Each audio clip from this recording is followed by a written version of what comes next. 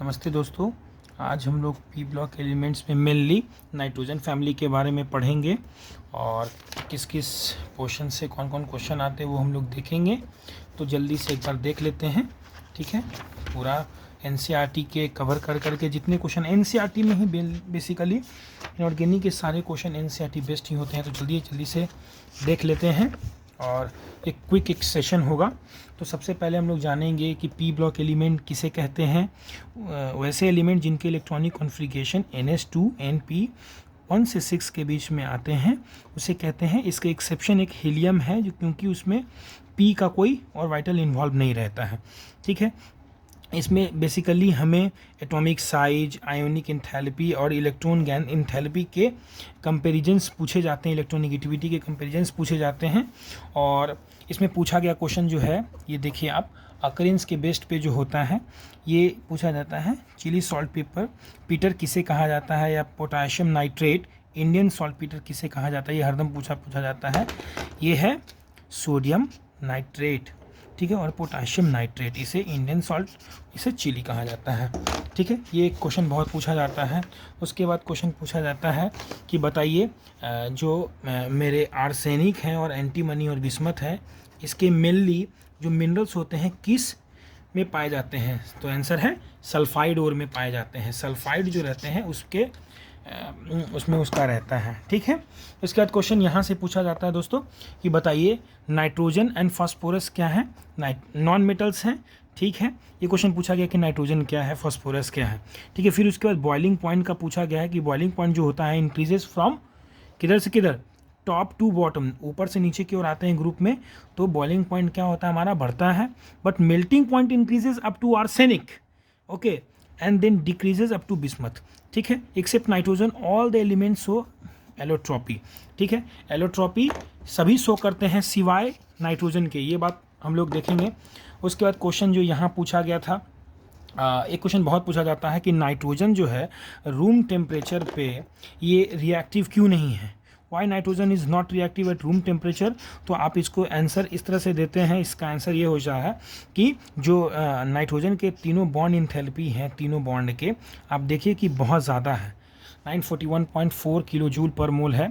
क्योंकि इसके bond enthalpy बहुत हाई है तो आसानी से बॉन्ड टूट करके रूम टेम्परेचर पे रिएक्ट करना बहुत इसके लिए मुश्किल हो जाता है। लेकिन बाकी सब के लिए फास्फोरस और निचले जितने भी मेटल्स हैं या नॉन मेटल्स हैं उनके लिए रिएक्ट करना बहुत आसान हो जाता है। फिर एक क्वेश्चन पूछा जाता है कि बताइए नाइट्रोजन N2 बनाता है जबकि फास्फोरस P4 क्यों बनाता है, ठीक है। तो इसमें N2 के बीच में जो मल्टीपल बॉन्ड्स बनते हैं वो P5 बनाते हैं, ठीक है, ये पूछा जाता है। फिर इसमें यहाँ पे ये क्वेश्चन पूछा जाता है कि नाइट्रोजन में बताइए वैलेंस शेल है कि नहीं, ठीक है। NCl5 वाई नॉट एग्जिस्ट, ये क्वेश्चन पूछा जाता है। NCl5 क्यों एग्जिस्ट नहीं करता है, क्योंकि नाइट्रोजन के पास कोई वैलेंसी और डी ऑर्बिटल जो ऐसा कोई ऑर्बिटल खाली नहीं है जिसमें कि अपने 3 के बाद अपने बॉन्ड को बढ़ाए, ठीक है। बाकी लेकिन फास्फोरस कर सकता है क्योंकि इसके पास डी ऑर्बिटल है तो ये डी पाई बॉन्ड बना सकता है, ठीक है। कभी कभी बेसिसिटी ऑर्डर ये पूछा जाता है, इसके हाइड्राइट्स दे देंगे आपको नाइट्रोजन के, फास्फोरस के, और उसमें पूछा जाता है सबसे ज़्यादा बेसिसिटी किसकी है ये बताइए। फिर ये पूछा जाता है नीट में कि बॉइलिंग पॉइंट का ऑर्डर बताइए इनके हाइड्राइट्स के। तो आप याद रखेंगे बॉइलिंग पॉइंट्स का ऑर्डर देखेंगे किस तरह से बढ़ता है, ठीक है। बिस्मथ का सबसे ज़्यादा है, याद रखेंगे, ये क्वेश्चन पूछा गया है, ठीक है। अच्छा, उसके बाद ये क्वेश्चन पूछा जाता है, यहाँ पे एक क्वेश्चन हरदम से पूछा जाता है कि बताइए लेबोरेटरी में डाई नाइट्रोजन कैसे बनाएंगे, ठीक है। लेबोरेटरी में डाई नाइट्रोजन बनाने के लिए सबसे पहले हम लेंगे अमोनियम क्लोराइड, उसको सोडियम नाइट्राइड से रिएक्शन करवा करके N2 बनाएंगे, और यही मेरा मोटिव था, ये बन गया, ठीक है। ये क्वेश्चन पूछा। फिर एक बहुत क्वेश्चन पहले पूछा जाता था वेरी प्योर नाइट्रोजन कैसे बनाते हैं हम लोग। वेरी प्योर नाइट्रोजन बनाने के लिए हमें क्या करना पड़ता है दोस्तों, ये है बैरियम का एजाइड को जब हम हीट करेंगे, ठीक है, तो हमें बैरियम और 3 मोल ऑफ N2 गैस मिलेगा जो कि वेरी प्योर इन नेचर होगा, ठीक है। फिर उसके बाद वही पूछा जाता है नाइट्रोजन क्यों नहीं रूम टेम्परेचर पे, मैंने जैसा बताया कि इसके बॉन्ड इंथैल्पी बहुत ज़्यादा होती है, इसीलिए नहीं रिएक्ट करती है। फिर ये क्वेश्चन पूछा जाता है कि N2N नाइट्रोजन N2 बनाता है जबकि फास्फोरस P4 क्यों बनाता है, 2 P बॉन्ड इज वीक होते हैं, ठीक ना, इसीलिए आसानी से टूट के बहुत सारा मैक्सिमम बॉन्ड बना लेते हैं। ये क्वेश्चन पूछा जाता है। फिर इनडायरेक्टली एक क्वेश्चन पूछा गया है एक बार नीट में कि डाई नाइट्रोजन का यूज क्या है। तो डाई नाइट्रोजन का यूज जो है हम लोग बनाने के लिए अलग अलग नाइट्रोजन कंटेनिंग क्या बोले उसे इंडस्ट्रियल केमिकल्स बनाने में यूज़ करते हैं, यानी कि मेनली फर्टिलाइजर्स बनाने में यूज़ करते हैं, जिसमें एक फर्टिलाइजर्स है हमारा क्या, कैल्शियम साइनामाइड। कैल्शियम साइनामाइड का रिएक्शन करवाने के लिए कैल्शियम कार्बाइड को नाइट्रोजन के साथ रिएक्शन करवाते हैं, जिसमें कैल्शियम साइनामाइड CaNCN बनता है, ठीक है, इसे याद रखेंगे। ये क्वेश्चन पूछा गया है, ये रिएक्शन पूछा गया है, ये इंपॉर्टेंट भी है, ठीक है। फिर एक क्वेश्चन पूछा गया है यहाँ पे कि व्हाट हैपन व्हेन, ये यूरिया है दोस्तों, ठीक है, यूरिया का जब वाटर से रिएक्शन करवाते हैं तो क्या बनता है, अमोनिया गैस। फिर एक इसी को पहले बताया गया कि ये ए है जिसमें वाटर में रिएक्ट करवाया गया तो ये गैस मिला B, और B को फिर कॉपर के एक्वा सॉल्यूशन में डाला गया ब्लू कलर सॉल्यूशन में, तो डीप ब्लू बन जाता है। तो बताइए इस पूरे रिएक्शन में गैस कौन इन्वॉल्व है, अमोनिया गैस। इस तरह के क्वेश्चन बहुत पूछे जाते हैं दोस्तों रिएक्शंस दे करके। फिर आपको हिंट देने के लिए अमोनिया के बारे में एक फीचर देगा कि ये याद रखेंगे पंजेंट ऑर्डर का होता है, ठीक है, सड़ा हुआ महकता है, गंदा, ठीक है, ये क्वेश्चन। और ये बार बार क्वेश्चन कभी कभी पूछा जाता है दोस्तों कि आयरन के साथ ये कौन प्रेसिपिटेट बनाएगा, है ना, जिंक के साथ कौन प्रेसिपिटेट बनाएगा, तो इसे याद रखेंगे, ठीक है। और ये नीट 2020 में क्वेश्चन पूछा गया था वो वाला कि कौन से गैस इन्वॉल्व है उसमें, ठीक है। फिर हम लोग आगे देखते हैं, बहुत आसानी से, ज़्यादा लोड नहीं लेते हुए आसानी से पढ़ेंगे हम लोग। फिर ये पूछा जाता है 2NO2 is converted to N2O4, तो यहाँ पे क्या जो उसके मैग्नेटिक प्रॉपर्टी उसके शिफ्टिंग हुई, तो आंसर है यस, ये पैरामैग्नेटिक से डायमैग्नेटिक में कन्वर्ट कर जाता है, ठीक है। ये क्वेश्चन बहुत पूछा जाता है दोस्तों। फिर ये पूछा जाता है कि HNO3 यानी कि निट्रिक एसिड का जब हम रिएक्शन करवाएंगे P4O10 के साथ तो हमें HPO3 यानी कि मेटा फॉस्फोरिक एसिड मिलता है और 2N2O5 मिलता है, ठीक है, ये रिएक्शन पूछा गया है, ठीक है। उसके बाद इधर कोई कुछ क्वेश्चन नहीं पूछा गया है। और फिर हम लोग देखते हैं ऑस्टवाल्ड प्रोसेस से क्वेश्चन पूछा गया है कि ऑस्टवाल्ड प्रोसेस से क्या क्या होता है, ऑस्टवाल्ड प्रोसेस से हम लोग क्या बनाते हैं, ठीक है। तो पढ़ते हैं थोड़ा सा इसके बारे में, ठीक है। सबसे पहले देखेंगे in a laboratory nitric acid is prepared by heating KNO3 यानी कि potassium nitrate and sodium nitrate and concentrated H2SO4 in a glass retort, okay. सेन सोडियम नाइट्रेट जब H2SO4 से रिएक्शन करवाएंगे दोस्तों तो यहाँ HNO3 बनेगा और a large scale it is prepared mainly by Ostwald process. So Ostwald process is nothing but a process of formation of nitric acid, okay, इसे याद रखेंगे। और फिर देखेंगे कि इसमें कैसे कैसे रिएक्शंस इन्वॉल्व हैं। जो क्वेश्चन पूछा गया था, ये क्वेश्चन पूछा डायरेक्ट से रिएक्शन देके पूछा गया है कि जब NO2 का रिएक्शन हम वाटर में डालते हैं, NO2 को वाटर में मिलाते हैं तो कौन सा एसिड बनता है, ये क्वेश्चन पूछा गया दोस्तों। क्वेश्चन बहुत आसान पूछा जाता है। फिर ये क्वेश्चन पूछा गया है कि कॉपर का जब हम HNO3 डाइल्यूट से रिएक्शन करवाते हैं तो कौन से गैस इवॉल्व होते हैं, वो क्वेश्चन। और एक जिंक का पूछा गया है कि जिंक का जब हम HNO3 यानी कि नाइट्रिक एसिड डाइल्यूट के साथ रिएक्शन करवाते हैं तो क्या बनता है, N2O बनता है, ठीक है। फिर एक क्वेश्चन पूछा गया दोस्तों शुगर का जब हम रिएक्शन करवाते हैं HNO3 के साथ सिंपल तो क्या बनता है, तो आंसर इज ऑक्जेलिक एसिड बनता है, ठीक है। ये आप ध्यान रखेंगे, ये क्वेश्चन भी आया हुआ है, ठीक है। फिर उसके बाद ब्राउन रिंग टेस्ट जो very famous test for nitrate है, ये क्वेश्चन पूछा जाता है कि ब्राउन रिंग टेस्ट जो हम लोग करते हैं उसमें किस एनायन की खोज करते हैं, तो आंसर इज नाइट्रेट। फिर उसमें पूछा जाता है जो ब्राउन रिंग बनता है कॉम्प्लेक्स उसमें उसका फॉर्मूला बताइए, तो ये आंसर ये है FeH2O5NO2+, ठीक है। फिर एक क्वेश्चन कभी कभी घुमा के पूछा जाता है कि बताइए जो आयरन है इसमें ब्राउन रिंग कॉम्प्लेक्स में उसकी ऑक्सीडेशन स्टेट कितनी होती है, ये बताने होते हैं हम लोग को, ठीक है। तो उसकी +1 होती है, याद रखेंगे, ठीक है। और उसके बाद फिर आते हैं फास्फोरस पे। फास्फोरस एलोट्रोपिक फॉर्म शो करता है और इसमें अंतर बहुत छोटे छोटे अंतर पूछे जाते हैं, इसे बहुत माइल्यूटली देखेंगे कि वाइट फास्फोरस और रेड फास्फोरस में अंतर बताइए। और ये पूछा जाएगा क्या ये वाटर में सॉल्युबल है, तो आंसर है नहीं, वाटर में इनसॉल्युबल है। फिर रेड फास्फोरस क्या वाटर में सॉल्युबल है, तो इनसॉल्युबल है। दोनों रेड और वाइट इनसॉल्युबल हैं वाटर में। फिर इससे क्वेश्चन पूछा जाता है कार्बन डाइऑक्साइड में बताइए, तो कार्बन डाइऑक्साइड में वाइट फास्फोरस सॉल्युबल है जबकि कार्बन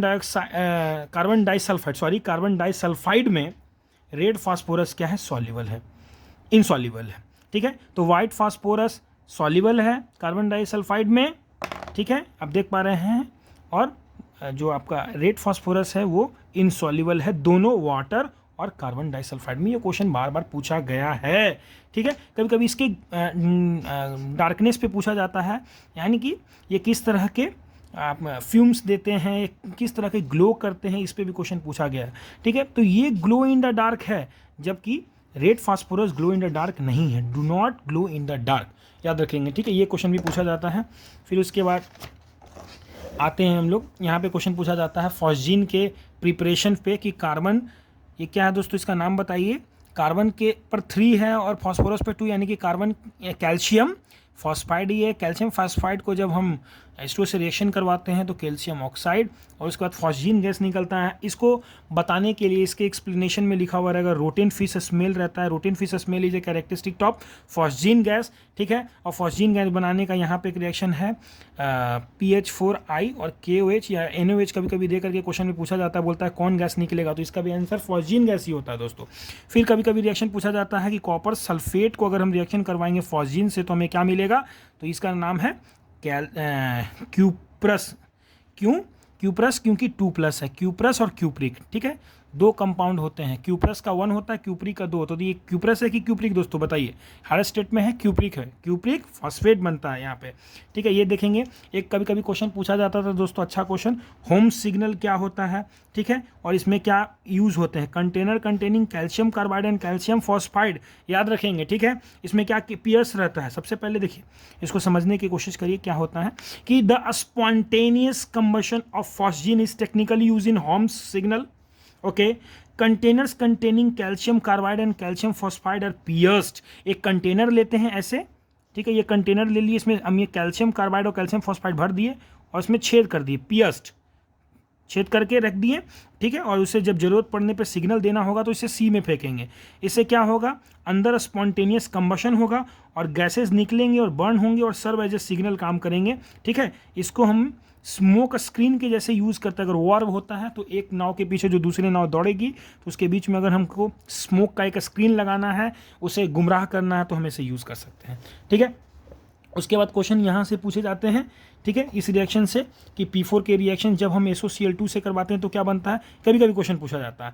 और ये बहुत क्वेश्चन पूछा जाता है कि PCl3 का रिएक्शन जब वाटर से करवाएंगे तो क्या बनेगा, H3PO3, ठीक है। ये एम्स में भी क्वेश्चन पूछा गया है दोस्तों, ठीक है। उसके बाद इस पेज में कुछ ऐसा नहीं है, ये भी बहुत सिंपल, इधर कुछ नहीं पूछा गया। और ये टेबल बहुत ज़्यादा इंपॉर्टेंट है दोस्तों, ये टेबल को आप भूल नहीं सकते। इससे इसके नाम से क्वेश्चन हर एक बार 6-7 बार पूछा गया है कि फॉस्फेनिक एसिड का स्ट्रक्चर बताओ, हाइपोफॉस्फोरस एसिड कौन है। ये पूरे नाम को आप अच्छे से इसके स्ट्रक्चर के साथ आप जान लीजिए, उसमें ऑक्सीडेशन स्टेट क्या मौजूद है ये पूछिए। इसमें क्या नहीं पूछा गया, मुझे नहीं लगता, हर चीज़ पूछा गया है। फिर ये पूछा जाता है कि इसमें पीएच बॉन्ड कितने होते हैं, हर एक कंपाउंड के करस्पॉन्डिंग उसके स्ट्रक्चर को बना करके आप इसे अच्छे से एकदम मेमोराइज कर लेंगे। और कभी कभी प्रिपरेशन से भी क्वेश्चन पूछा जाता है, जैसे कि क्वेश्चन पूछा गया था कि P2O5 जब वाटर से रिएक्ट करवाएंगे कौन से एसिड बनेंगे, और 4 ऑप्शन दिए गए थे, ठीक है। तो P2O5 रहे या P4O2 रहे, दोनों सेम ही है और दोनों में हमारा ऑर्थोफॉस्फोरिक एसिड ही बनता है, ठीक है, ये याद रखेंगे। कभी कभी ये पूछा जाता है PCl3 का जब रिएक्शन करवाएंगे H3PO3 यानी कि ऑर्थोफॉस्फोरस एसिड, तो क्या बनेगा, तो देखिए पायरोफॉस्फोरस एसिड बन रहा है, ठीक है। और यहाँ पे नीचे जो स्ट्रक्चर्स हैं इसको अच्छे से देख लेंगे दोस्तों, ये बहुत ज़रूरी है और ये बहुत ही इंपॉर्टेंट है, इसे आप नज़रअंदाज नहीं करेंगे। अगर 179 पेज से कम 5 से 6 क्वेश्चन तो कंफर्म है कि पूछा गया होगा पिछले 10 सालों में, ठीक है। ये क्वेश्चन यहाँ पे से पूछा जाता है H3PO3 का रिएक्शन जब हम करवाते हैं या तोड़ते हैं तो क्या बनता है H3PO4, यानी कि ये एक तरह का डिस्प्रोपोर्शनेशन रिएक्शन है, आप देख पा रहे हैं, ठीक है। ये क्वेश्चन बहुत इंपॉर्टेंट पूछा जाता है दोस्तों, और ये कम से कम कुछ क्वेश्चन ये इसमें पूछा गया होगा तो 5 से 6 बार तो जरूर पूछा गया होगा। ये क्वेश्चन दिया रहता है, 3-4 एसिड दे देंगे, ठीक है, पूछेंगे इसमें कि सबसे ज़्यादा इसमें रिड्यूसिंग प्रॉपर्टी कौन शो करेगा। तो सबसे पहले इस क्वेश्चन को देखते हैं, how do you account for the reducing behaviour of H3PO3 on the basis of इस स्ट्रक्चर। जब ये क्वेश्चन पूछ रहा है कि H3PO2 के स्ट्रक्चर बनाइए और स्ट्रक्चर में ऐसा क्या खास बात है कि इसे वो रिड्यूसिंग बिहेवियर दे रहा है, तो सॉल्यूशन है इन H3PO2 2 H atoms are bonded directly to P atom which impart reducing character to the acid। यानी कि H3PO2 के स्ट्रक्चर आप यहाँ पे देखें, ठीक है, ये स्ट्रक्चर है इसका। तो फास्फोरस से डायरेक्टली जो हाइड्रोजन जुड़ रहा है वही इसे सबसे ज़्यादा रिड्यूसिंग प्रॉपर्टी दे रहा है। तो एक क्वेश्चन ये है, ये क्वेश्चन पूछा जाता है कि जितने ज़्यादा फास्फोरस से H जुटेंगे उतने ज़्यादा रिड्यूसिंग। अगर मतलब हम इन दोनों को कंपेयर करें तो इसमें 2 फास्फोरस से जुटा हुआ है, इसमें 1 जुटा हुआ है, तो इन दोनों में ज़्यादा ये रिड्यूसिंग बिहेवियर शो करेगा, क्योंकि P से H की संख्या इसमें 2 है, उसमें 1 है। एक क्वेश्चन। दूसरी क्वेश्चन ये पूछी जाती है कि इसकी बेसिसिटी बताइए। एसिड की बेसिसिटी होती है, तो ये इसके अकाउंट्स में ये बोला गया है कि वो हाइड्रोजन जो ऑक्सीजन से सिंगली बॉन्डलेट जुड़ा हुआ है, जैसे कि ये हाइड्रोजन वो ऑक्सीजन के सिंगली बॉन्डलेट जुड़ा हुआ है, कितने जुड़े हुए हैं वैसे 1, इसकी बेसिसिटी 1 हो गई। इसके देखिए 1 यहाँ 1 यहाँ 2 हो गई। इसके देखिए दोस्तों 1 2 3 4 देख पा रहे हैं, ये 4 हो गया। इस तरह से बेसिसिटी डिपेंड करती है हाइड्रोजन और ऑक्सीजन में सिंगल बॉन्ड पे, ठीक है। और रिड्यूसिंग प्रॉपर्टी शो करती डिपेंड करती है किस पे, इस फास्फोरस और हाइड्रोजन पे। क्लियरली आगे बढ़ते हैं। ये हो गया, ये क्वेश्चन पूछा जाता है, इधर कुछ अब नहीं ज़्यादा पूछा गया है, ठीक है। और इसी के साथ 16 नंबर जो हमारा ये चैप्टर है ये कंप्लीट हो चुका है। नाइट्रोजन ख़त्म। अब अगले हम कभी वीडियो में ऑक्सीजन का देखेंगे। तो इसे आप जहाँ जहाँ मैं NCERT में आपको बताया कि ये इंपॉर्टेंट है, ये भी टेबल इंपॉर्टेंट है, ये देख लेंगे थोड़ा, ठीक है। और हैबर्स प्रोसेस नहीं भूलना है, या हाइड्राइड की जो बेसिक कैरेक्टर है या उसके बॉइलिंग पॉइंट है उसे नहीं भूलेंगे। बाकी इस चैप्टर बहुत इंपॉर्टेंट है और ये बहुत 1 से 2 क्वेश्चन तो हर बार पूछा गया है। तो उम्मीद करता हूँ ये वीडियो अच्छा लगा होगा। अच्छा लगे तो आप इसे लाइक कर सकते हैं, अपने दोस्तों में शेयर करेंगे। फिर हम लोग आगे अगले दिन चैप्टर 16 पढ़ेंगे, ग्रुप 16 पढ़ेंगे, जिसमें हम लोग ऑक्सीजन फैमिली के बारे में बात करेंगे। तो ठीक है, चलते हैं। Good night.